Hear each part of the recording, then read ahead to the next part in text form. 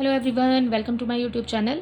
आज मैं आपको NCERT maths class 9th exercise 6.1 से इसका क्वेश्चन नंबर 2 कराऊंगी। देखिए क्वेश्चन 2 है, in figure 6.14 lines X Y and M N intersect at O. ठीक है, आपके पास ये एक लाइन है एक्स वाई एंड आपको सेकेंड लाइन दी है यहाँ पर एम एन। ठीक है, एम एन जो कि एक दूसरे को काट रही हैं। कौन से पॉइंट पर? ओ पर। ठीक है, if P O Y is equal to 90 degree. ठीक है, पी ओ वाई ये है पी ओ एंड वाई, ये अगर 90 डिग्री का है, ठीक है, क्योंकि ये इसके ऊपर एक लंब है। ठीक है, तो ये अगर 90 डिग्री का है तो आपको वैल्यू बतानी है ए रेशियो बी। आपको रेशियो में दी है ए और बी की वैल्यू बतानी है इस फिगर के अंदर, which is equal to ratio 3। ठीक है, यानी कि ए की वैल्यू जो है वो 2 है एंड बी की वैल्यू जो है वो 3 है। तो आपको फाइंड करना है इस पॉइंट सी को।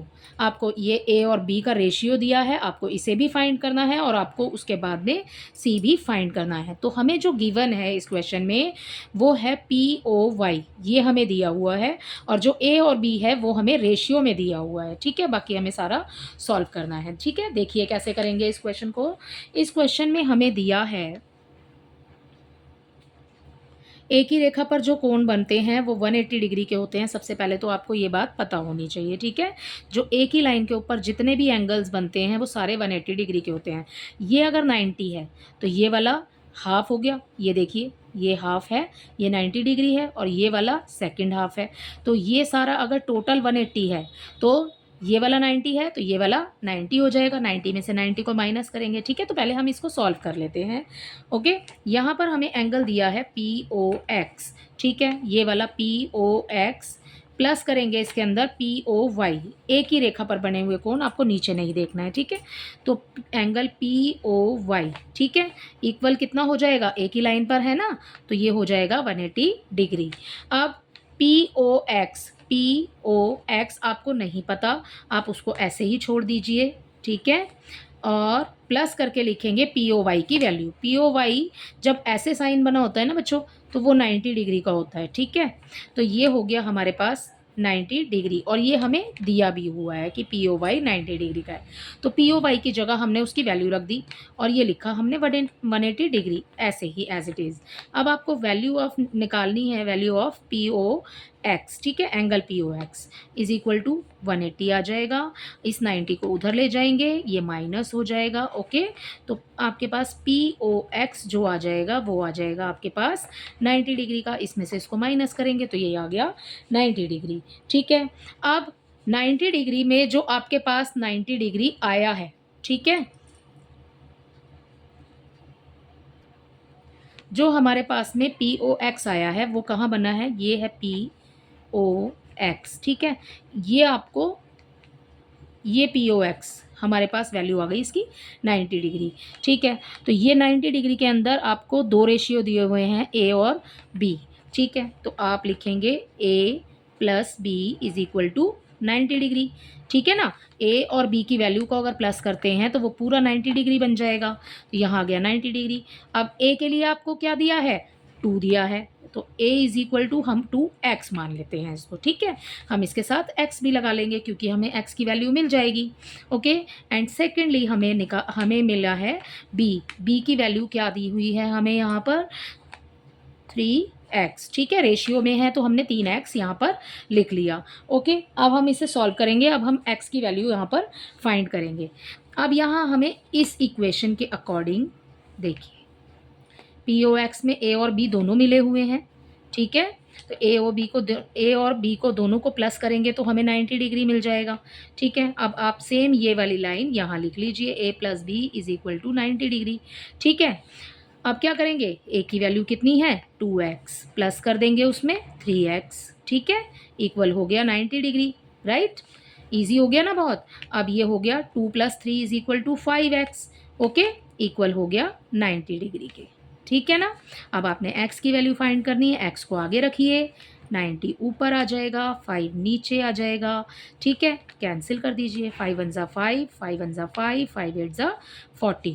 So value of x is 18 degree, 18 degree हमें इसका आंसर मिल गया। ठीक है, ये तो हुई वैल्यू ऑफ एक्स। ठीक है, आपने 2 के साथ एक्स लगाया है, तो ए की वैल्यू आपको फाइंड करनी है। ए इज इक्वल टू 2x था ना।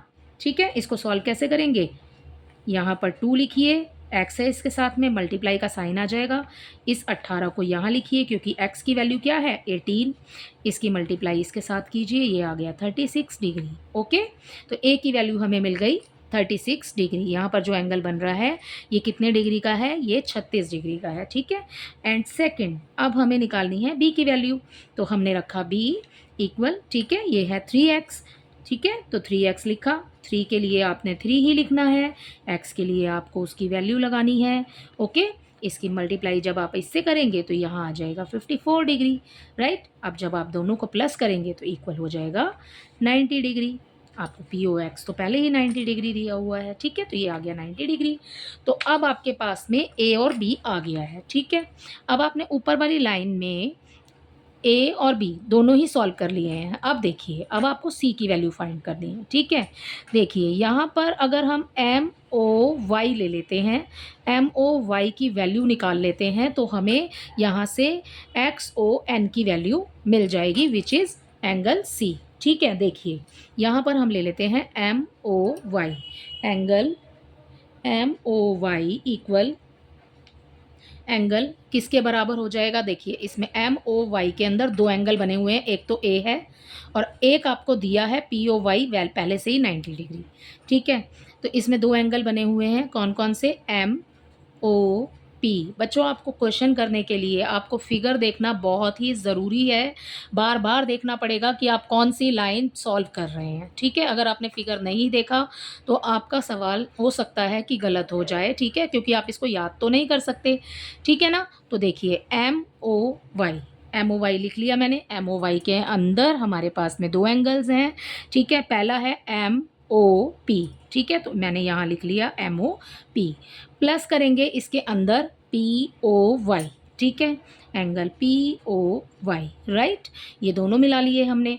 तो एम ओ वाई आपको निकालना है, तो ये सामने ही रहेगा। एम ओ पी की वैल्यू कितनी है, देखिए M O P, M O P में क्या बना हुआ है, ए की वैल्यू तो अभी हमने फाइंड की है, ये रही। ठीक है, 36, तो यहाँ पर एम ओ पी की जगह लिख देंगे 36 डिग्री। ओके, प्लस का साइन लगाएंगे। पी ओ वाई कितना है, ये रहा आपके पास पी ओ वाई कितना है 90 डिग्री, आपको यहाँ भी दिया है 90 डिग्री। ठीक है, तो आपने पी ओ वाई की जगह 90 डिग्री लिखना है। एम ओ वाई आपको निकालना है। ओके, तो आपने इन दोनों को प्लस करना है। ठीक है, इन दोनों को प्लस करेंगे तो यहाँ आ जाएगा 126 डिग्री। अब देखिए यहाँ पर इस क्वेश्चन में जहाँ पर एम ओ वाई बन रहा है इसको छोड़ दीजिए। ठीक है, एम ओ वाई जो बन रहा है वो बिल्कुल अपोजिट है एक्स ओ एन के। ठीक है, तो जो ऑपोजिट एंगल होते हैं वो इक्वल होते हैं, तो जो वैल्यू एम ओ वाई की है वही वैल्यू आपके पास में एक्स ओ एन की होगी। ठीक है, तो देखिए इसको लिखेंगे कैसे, यहाँ पर हम लिखेंगे एम ओ वाई इक्वल हो जाएगा किसके, अभी समझाया ना मैंने आपको, एक्स ओ एन के। ठीक है, तो यहाँ पर एंगल आ जाएगा एक्स ओ एन। ओके, क्यों आया ऐसा, क्योंकि ये है वर्टिकली अपोजिट एंगल। तो ठीक है, आप लिखेंगे यहाँ पे अपोजिट एंगल्स। ठीक है, तो एम ओ वाई की वैल्यू कितनी है 126, तो एंगल एक्स ओ एन आपके पास आ जाएगा 126। तो एंगल एक्स ओ एन में आपके पास पॉइंट सी है, तो आप इसको सी की वैल्यू भी लिख सकते हैं। सी की वैल्यू हो गई 126 डिग्री। ठीक है, इसी के साथ आपका क्वेश्चन नंबर 2 भी कंप्लीट होता है। आई होप ये आपको अच्छे से समझ आया होगा। Thank you.